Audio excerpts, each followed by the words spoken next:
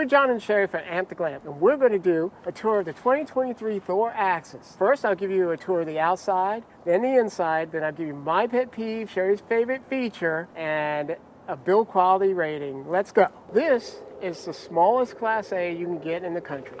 It is 25 feet, 8 inches long, and it's small because it's built on a Ford E450 chassis. So this has 16-inch wheels, has this beautiful one-piece fiberglass front end, and check out the curved windshield. The engine is a 350 horsepower 7.3 liter. It puts out 468 foot-pounds of torque. It's pretty good for something this size. And we look at the front.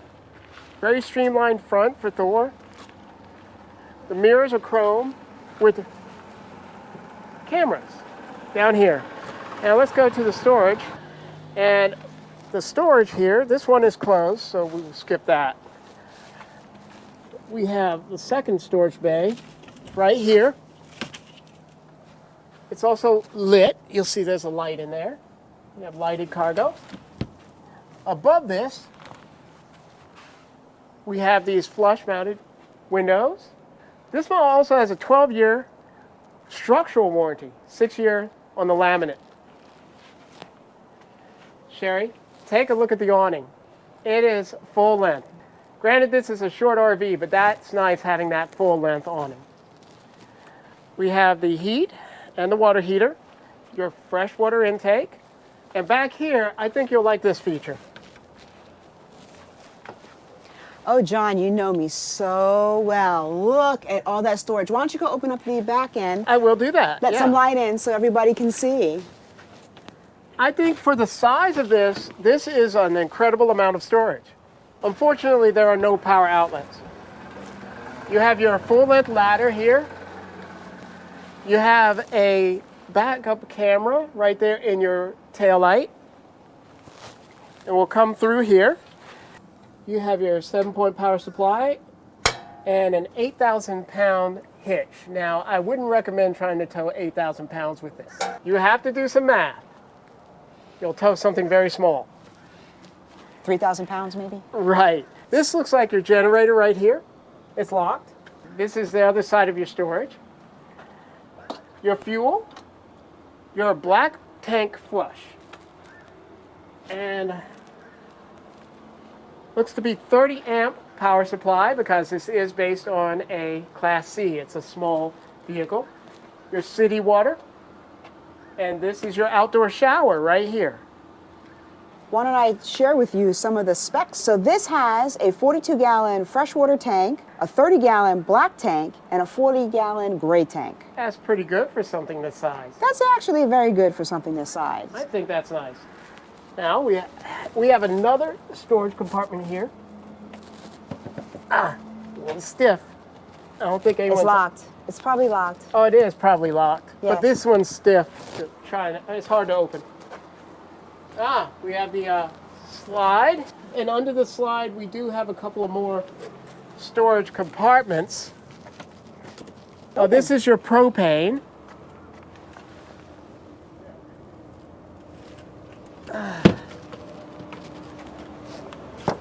And another locking storage, which is locked at this time. All right, now that we've seen the outside, let's check out the inside. Oh, I can't wait, John.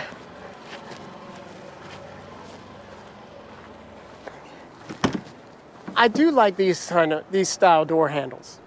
I like those better. What about the screen? Oh, that's pretty nice too. This says the combined weight and cargo should never exceed 3,347 pounds.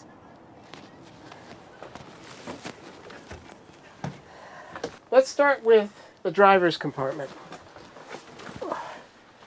Now, it's not bad. It's not a bad, it's a comfortable seat. Your typical Ford setup with all of your hands-free controls. On the steering wheel, we have hands-free controls for your phone, and you can also control your cameras up here. You can view your left side, right side cameras with your turn signal, and you could also set it up so that you could see all 3 of your cameras simultaneously. And you see your rear view camera when you put it in reverse. Check out this passenger side here.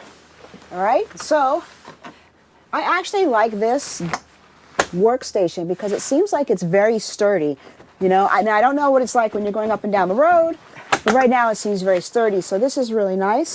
I've got my vents right here and a nice little cup holder and a speaker down below. Not too bad. Just as nice as the driver's side. This has a place actually to put your phone. I like that. In between the seats, we have a space for a table, and so you can turn these seats around and use that. Above the seats in this unit, we have a drop-down bed. Right next to me, we have the living area where we have a nice little couch. And guess what? You can put a table right here. It's your dinette. And the table goes all the way across the Yes, couch, which it is goes kind of neat. across. Now, John, I noticed you have a nice little cup holder over there. I do. And there's a charging station on the other side. And how comfortable is that sofa? It's actually pretty comfortable. It's Great. actually quite nice. And now, does that sofa convert into a bed? It does. It actually, the bed comes out. Oh, okay, cool. It's a little different there. Above this, we have 2 storage compartments, which Oh are my gosh, John. they're pretty deep and well lit. Those are huge. They are. They're very nice, aren't they? I wouldn't have expected that in a unit this size. I like the finish on them too. Not bad for the world's smallest Class 8 RV. It isn't. It is actually quite nice. Across from the couch is the television right over the door. That is a nice size television for this small unit.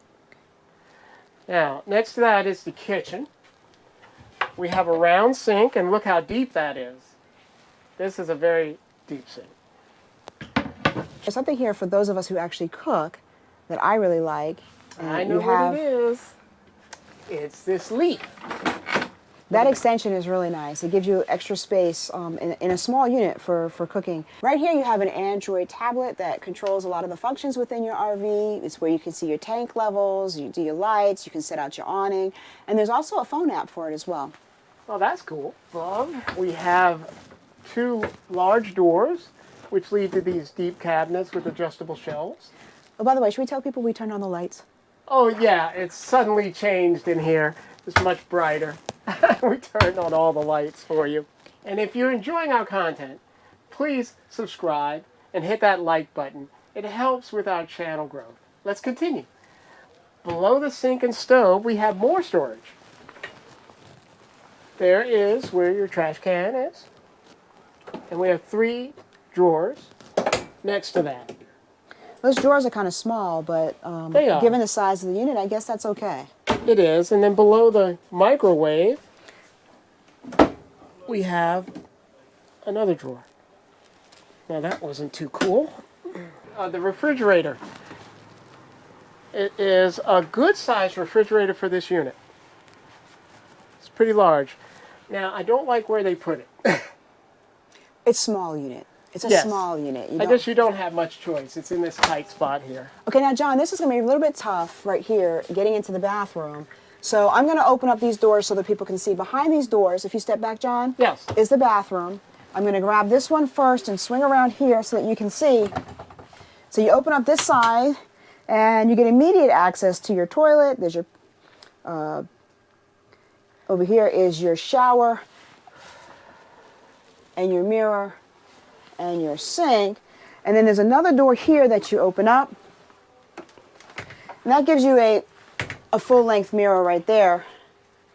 And the thing about this, I think that's kind of neat, is that you can just open up the side that you want. Like you just want access to your sink, you just open up this door. That's a bit tight. Not sure if that's the best design. Oh, I see they have to be closed in order. Yes. Not the best design. Oops. But, yeah, we'll talk about that. Let me, well, I could scoot out. We could trade places so you can get a nice all-around view of the bedroom area. Okie dokes. I think that would be better. There you go.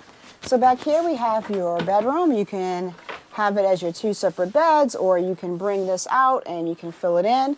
Right here you have 2 cup holders. You flip it over, and there's the other side that can continue. So you can continue your mattress. You take these pillows, that pillow right there, you put it here, and then you have a nice big sleeping area. Lots of windows back here. I like that. I love lots of light.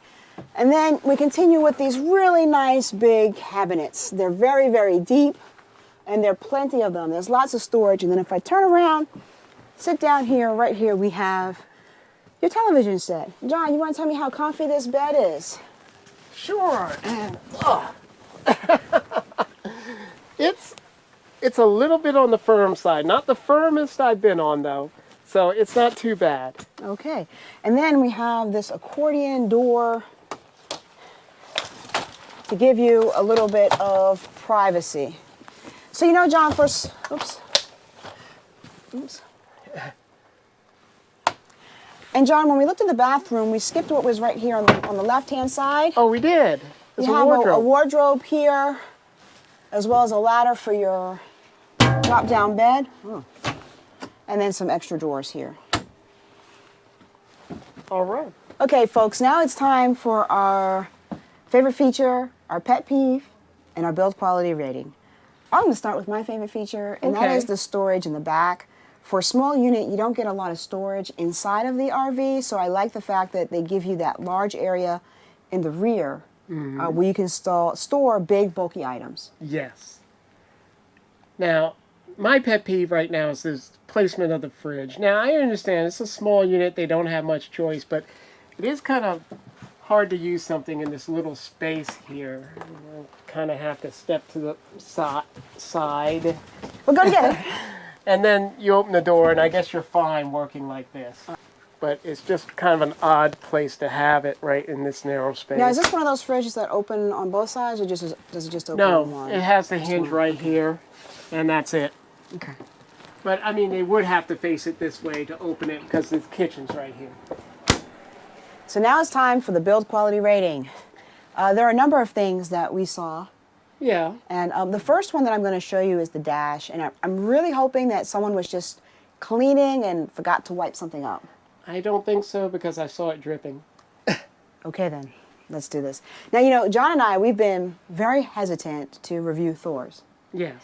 And the reason is that they have a reputation of being low price, but they have a bad reputation as far as the quality goes. Yes. And that's really what I was concerned about. Right. And that's why we really stayed away from them. So let's take a look at this. Why don't you show us where, John, All right.